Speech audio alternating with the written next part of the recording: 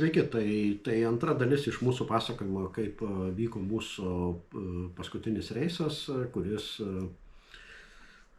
kurio, sakykime taip, ta įžymioji dalis tai buvo smūgis Iskanderais Pakrovske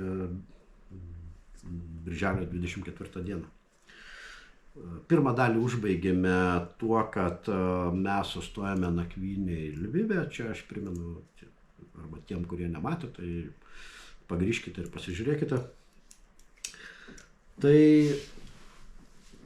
nakvynė buvo ne pačiame mieste, bet priemiestyje ir sustojame tenai, vos tilpome kieme su 12 automobilių. Ir ryte jau Valdo Bartkevičiaus automobilius atvažiavo pasimti ukrainiečiai, kelis ten 2, jeigu gerai atsimenu.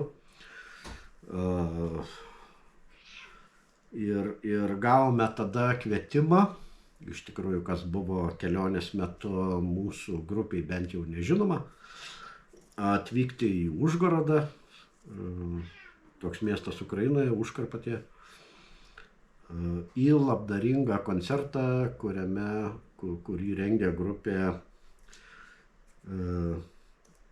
Kazakh System. Tai iš mūsų pusės, aišku, nebuvo mandagu nei atsisakyti arba nedalyvauti, nes jeigu jau kvietimas yra, tai kaip sakant, o priežasties rimtos nedalyvauti neturėjom, tai teko atlikti administracinį žygį transporto priemonėmis iki Užgorodo, kas yra nuo Lvivo maždaug 300 km.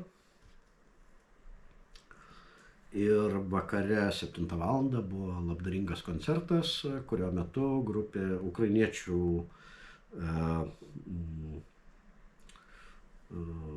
grupė Kazakh System visas lėšas surinktas iš bilietų koncerte, mes irgi susimokėjom už tos bilietus, tokiu būdu parėmėm Ukrainos kariuomenę.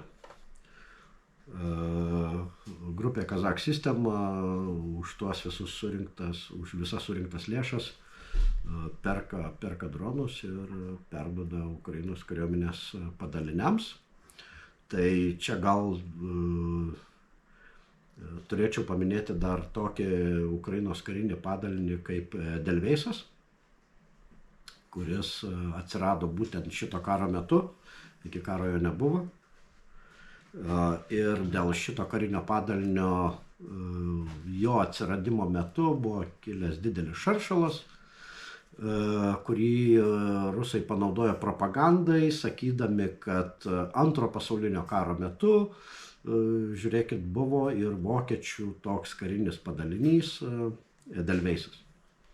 Tai čia taip trumpai apie rusų propagandą, kaip jie tokį paprastą žodį išnaudoja savo naudai, o realiai tokia smulkmena, bet Edelveisas tai yra tiesiog tokia gėlė, kuri auga tik tai kalnuose.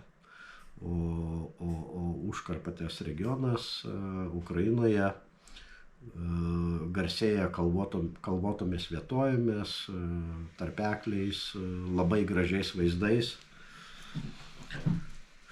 Tai taip, tai mums buvo pirmas kartas, kai mes ten buvom nuvažiavę ir visas kelias veda kalnų tarpekliais, tai po karo, kas norės pamatyti gražią Ukrainos pusę, tikrai rekomenduojam ten nuvažiuoti ir su draugais ar su šeima, giminėmis praleisti ten laiką. Dar vieną naujieną apie Užkarpatę, kaip sakant, man tokiam neapsiskaičiusiam, buvo naujiena, kad ten gaminamas ukrainietiškas vynas.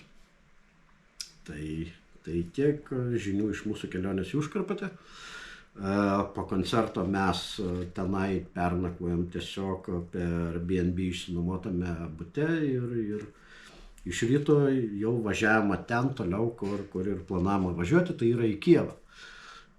Bet iš to regiono kelias veda tik tai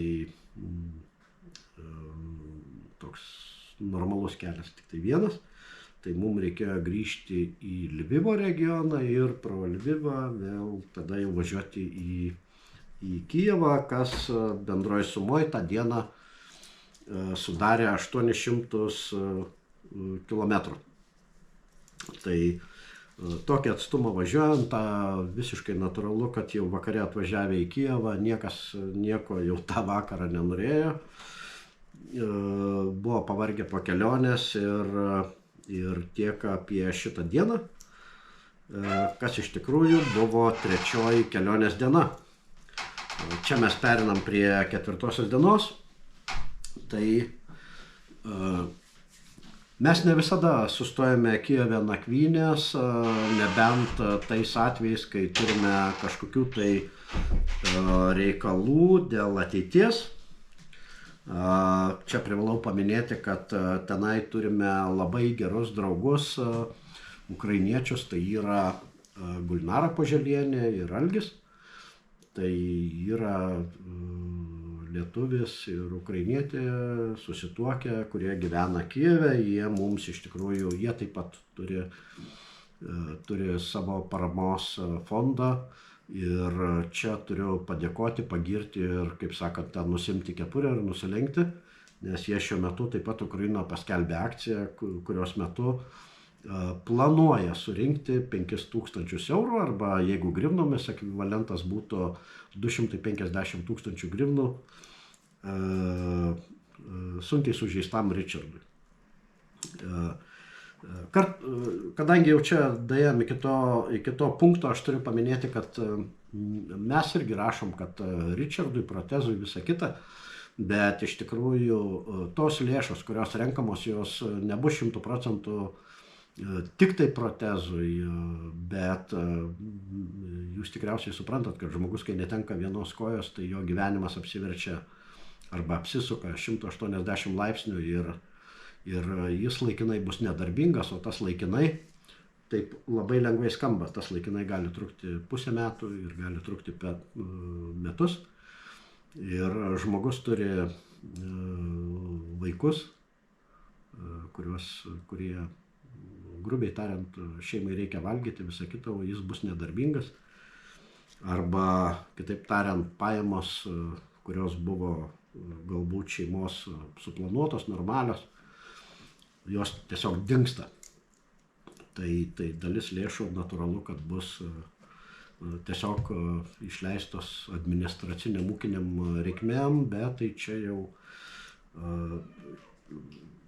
aš manau, kad techniškai manoma po šito posto paskelbti jo sąskaitą, tai kadangi video redaguoja Aiva, aš paprašysiu, kad būtų Richardo sąskaita apačioje ir kas nori, galės tokiu būdu padėti jam lengviau, kaip čia pasakyti, adaptuotis prie naujo gyvenimo.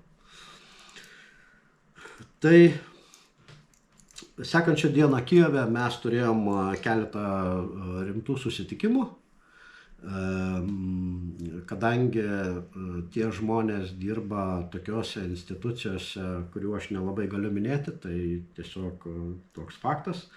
Ir tai yra dėl pačios Ukrainos ir Lietuvos saugumo ateities.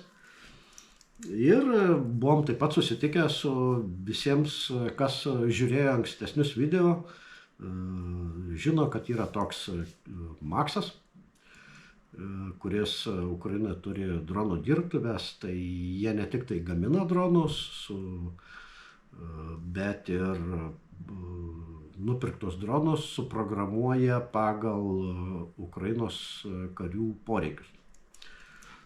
Turiu omeny, aš nesu didelis ten programuotojas, ta prasme, neturiu žinių apie tą reikalą, bet tiesiog sėdi programistai, kurie į nupirktus dronus suleidžia reikalingas programas.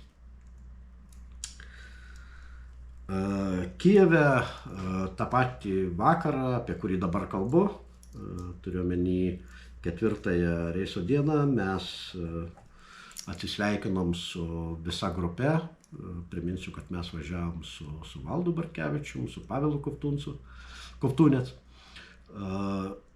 Ir jau sekantis rytas buvo suplanuotas važiuoti į 2 skirtingas grupės, reiškia, jie važiuoja savo reikalais su savo kroviniais ir mašinom, mes važiuojam su savo reikalais. Ta patį vakarą dar Kijeve susitikom su Laimonu Karpičium, kurie tvarkėsi dokumentus. Pirmoje dalyje šio įrašo apie mūsų kelionę aš minėjau, kad Laimonas Karpičius ir dar vienas lietuvis tampa Ukrainos kariuomenės kariais, paramedikais, ir kokias jiems reikės vykdyti užduotis, pasakyti sudėtinga, dažniausiai jos būna pagal poreikį. Taip kaip ir, čia gal paminėsiu Tadas Tumas pagal etatus 92 brigadoje užsieniečių legione skaitėsi minosvaidininkas, bet realybėje jis dirbo su antžeminiais dronais. Tai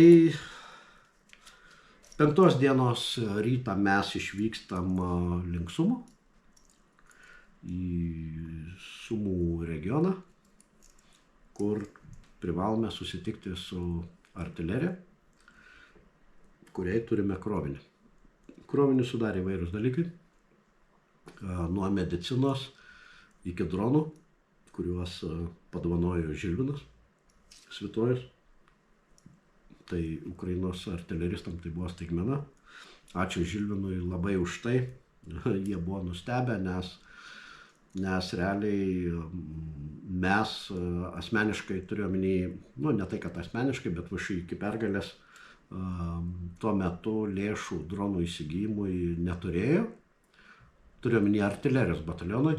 Mes turėjom nupirkę tik tai vieną droną už jūsų suaukotas lėšas arba mūsų rėmėjų suaukotas lėšas Opforui. Tai atvykom į Sumus ir susitikom su artilerijos vadu ir karininkais jau vakare. Tai iš tikrųjų daryti perdavimą patamsyje jau nebuvo prasmės. Tai iš tikrųjų, ką mes spėjome tą dieną nuveikti, tai tiesiog jie mums parodė, kur mes gyvensim. Tenai dabar pasakysiu taip, kad įsivaizduoti, tai labiausiai panašu į kažkokį tai studentų bendrabutį buvusi. Ir kambariai labai kuklus, bet iš tikrųjų mes niekada ir prabangos neieškom. Svarbiausia žmonėms įsimiegoti, ypatingai vairuotojams, kad jie nebūtų pavargę ir rytoj galėtų vairuoti vėl toliau. Juolab, kad kilometrų buvo įveikta tikrai nemažai tą dieną.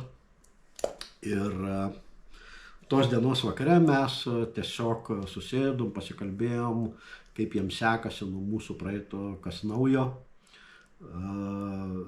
Čia galiu paminėti, kad mes atvykom susitikti su žmonėmis, kuriem buvo duota užduotis dengti 65 km fronto ruožų vamzdinė artilerija. Tai yra iš tikrųjų labai didelis plotas ir tenai mes turėjom diskusijas tokias. Visų pirma, mums buvo labai įdomu, kaip veikia tos priemonės, kurias jūs ir įmonės paaukojate ir kaip jie jas naudoja.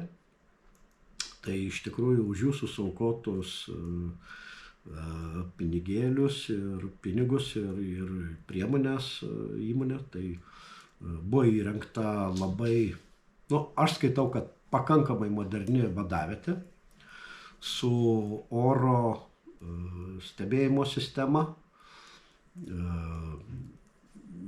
su kompiuteriais, monitoriais. Mes įmonėms individualiai jau padėkojom asmeninėmis žinutėmis ir skambučiais. Ir dabar dėkojame jums. Ir jie veikia tikrai efektyviai. Čia tą galiu patikinti, nežiūrinti tai, kad sąlygos yra sudėtingos.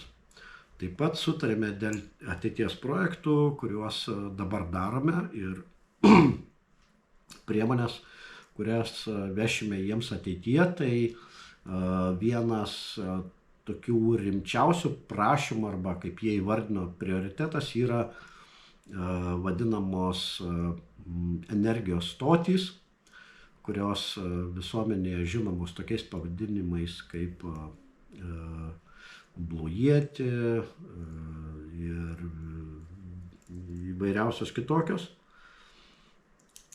Tai nes jos reikalingos kariams pozicijose. Generatorius mes iš karto atmetėme, nes generatoriai yra triukšmingi. Labai, čia jūs tikriausiai, galbūt kas nenori googlintis, tai aš jums padėsiu. Tiesiog Sumų regionas yra Ukrainos Rusijos pasienis.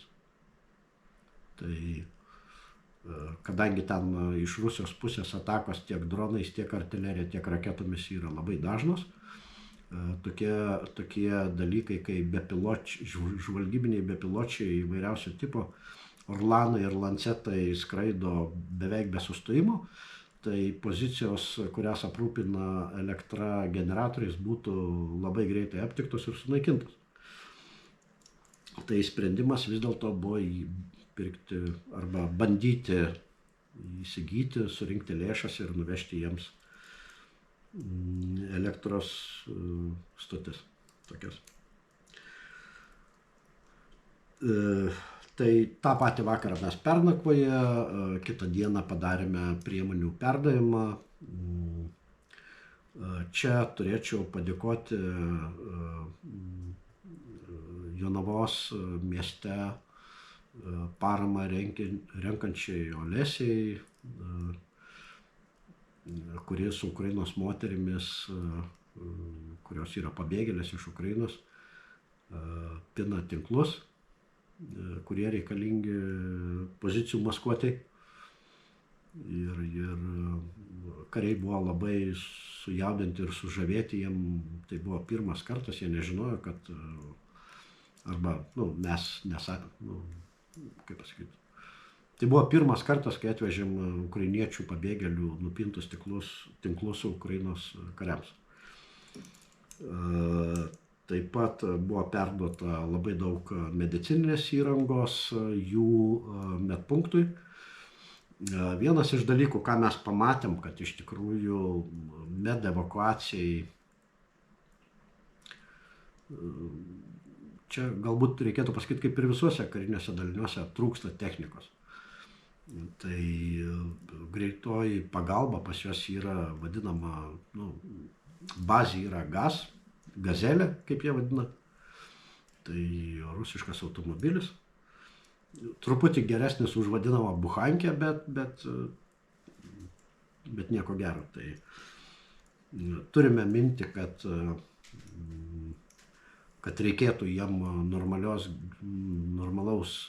greitosios pagalbos automobilio, kuris galėtų evakuoti sužeistus karius į civilinę ligoninę, bet mes tam tiesiog neturime lėšų šiuo metu. Bet kažką galvosim, kaip visada, ir darysim. Ir galbūt atsiras, kad kažkas padovanos automobilį, mikroautobusą, kurį mes galėsim tiesiog, nes pigiausias būdas būtų kokį nors mikroautobusą įrengti kaip greitosios pagalbos automobilį, nes tie originalūs yra labai brangus. Kiek aš žiūrėjau, tai tiesiog didelis lėšus. Kreipėmės į Lietuvos medicinos įstaigas, kad jeigu bus toks dalykas kaip naujų automobilių įsigijimas už senųjų nurašymas, kad pas mus toks poreikis yra, bet kaip ten bus, žiūrėsim. Ateityje informuosiu, jeigu tokį gausim. Ir tą pačią dieną